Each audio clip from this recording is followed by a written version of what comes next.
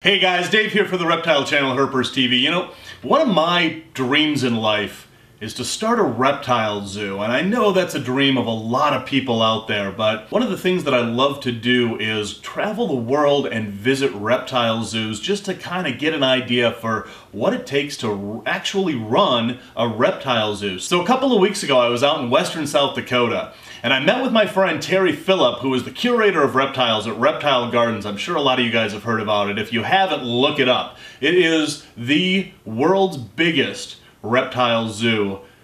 Seriously, it really is. Guinness Book of World Records was out there and deemed it the biggest reptile zoo in the world. It is an amazing place. Anyway, Terry gave me a behind-the-scenes tour, and I vlogged that on my other channel. So if you haven't checked out my other channel and subscribed and seen those videos, that channel link is in the descriptions and in the comment below. Check it out, give it a subscribe, watch those videos.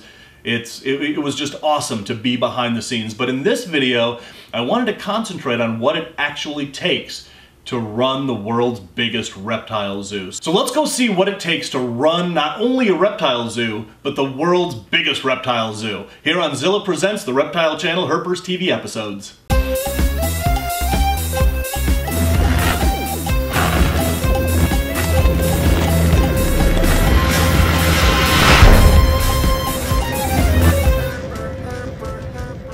My name is Terry Phillip. I'm the curator of reptiles at the Black Hills Reptile Gardens, Rapid City, South Dakota. I'm the curator of reptiles, which is really just a fancy word for I pick up snake crap all day long. You know, I manage all aspects of the animal husbandry at the facility. I manage all of the staff related to the animal husbandry, all of the show educational programs that we do out here. It's really just an all-encompassing. If it has to do with the reptile, and I got my stinky finger in the middle of it. You know, running a reptile zoo, you know, is a full-time gig for a lot of people. We have well over 20 permanent staff members here that are involved in different aspects of the facility. But realistically, the most important things you have is time, passion, and patience. You know, those are the things that really it takes to make a reptile zoo successful, or a small zoo of any type successful, if you ask me. You know, it's a lot of staff, a lot of animals. We have, you know, it's one of our advertising statements, and it is part of my job to make sure that this is actually reasonably true. But Guinness Book of World Records recognized us as the world's largest reptile zoo, which basically means we have more species and subspecies of reptiles at this facility than any other known facility worldwide.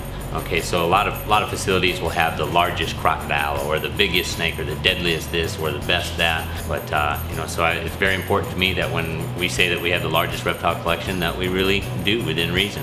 You know, there's obviously things that can be that we don't know about, but I do actively pursue that claim.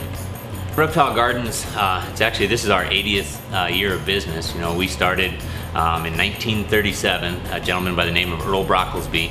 And he's got kind of an interesting history. He was an entrepreneur, and he worked at this very small tourist facility back in 1937 that was called Hidden City. And the gist of the business is irrelevant to the story, but he would go through and give a personal tour to all of these tourists. And at the end of this tour, he always had this great big Stetson cowboy hat on. At the end of the tour, he'd take that cowboy hat off, and he'd go to wipe the sweat from his brow, and he had a live prairie rattlesnake coiled on top of his head. And so at that point, nobody could care less about the tourist, you know, hidden city. They all wanted to know about the nutcase with the rattlesnake on his head. So in essence, he came to the realization that whether people loved him, hated him, or feared him, they were fascinated by them. And that's true 80 years later. And so, you know, we really stick with that as we try to, you know, we've grown over 80 years to an enormous business in the Black Hills here. We employ almost 100 people annually, 20 people permanently year-round, and we provide 3 different educational programs: alligator show, bird program, a snake program. We have, you know, several hundred reptiles on exhibit at any given time. You know, and we really try to focus on key aspects of this. The success for this business, as Earl kind of identified early on, was that the most important things that you need in a reptile business are staff, visitor contact, and visitor animal contact.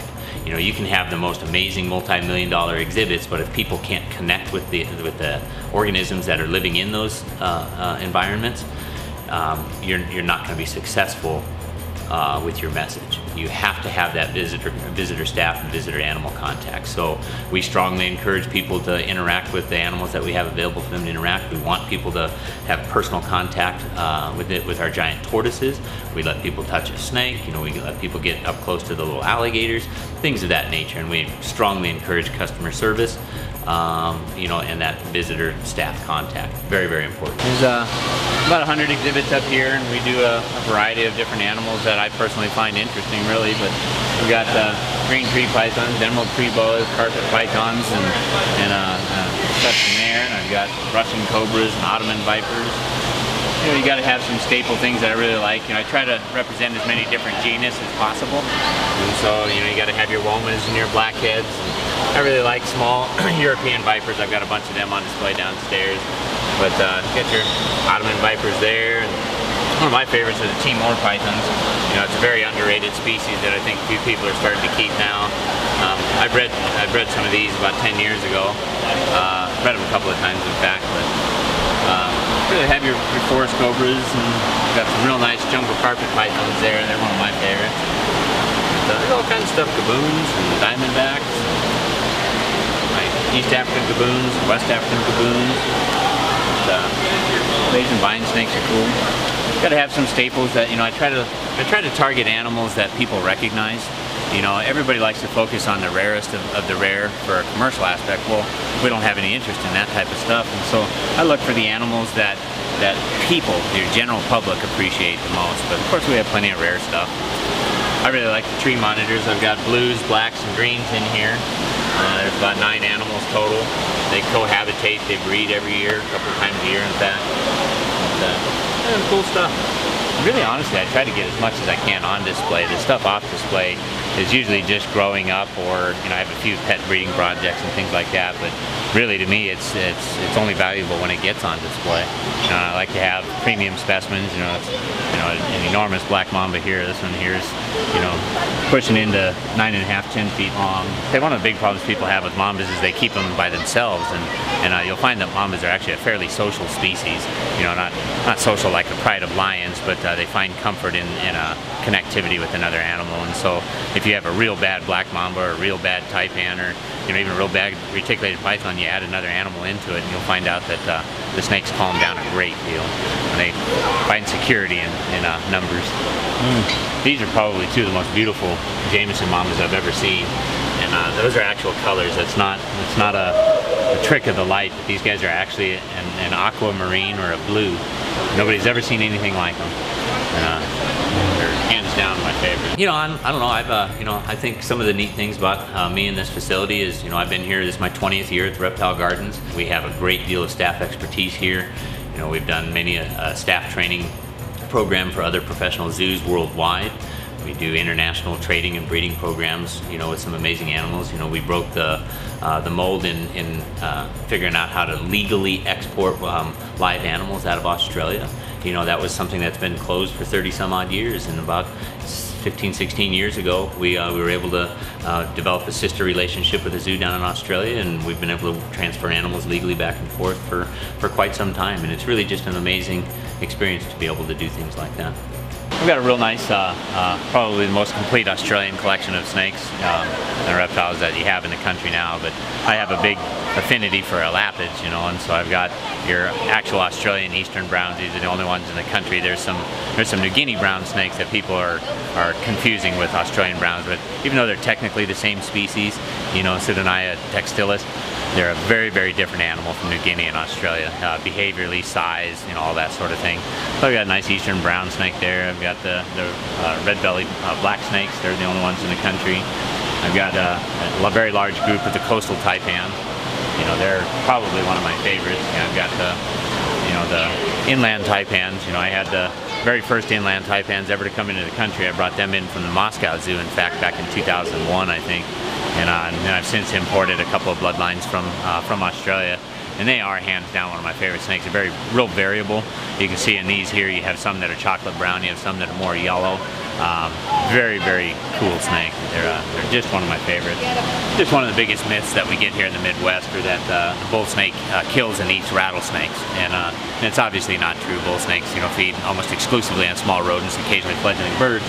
They have been known to occasionally eat some some lizards and things in other parts of the range, but in South Dakota they're strictly mammal feeders, and so I'd like to exhibit them side by side with the prairie rattlesnake just to subconsciously show people that that old wives' tale is not true. Realistically, in my opinion, it's the general public is where my passion falls. The reptile industry is kind of imploded and then exploded kind of all at the same time, and so I try to shy away from a lot of that, but the general public is where the passion really truly is. In the reptile industry, people have really lost their passion and they're just chasing the almighty dollar over the most unique or the weirdest things or what have you.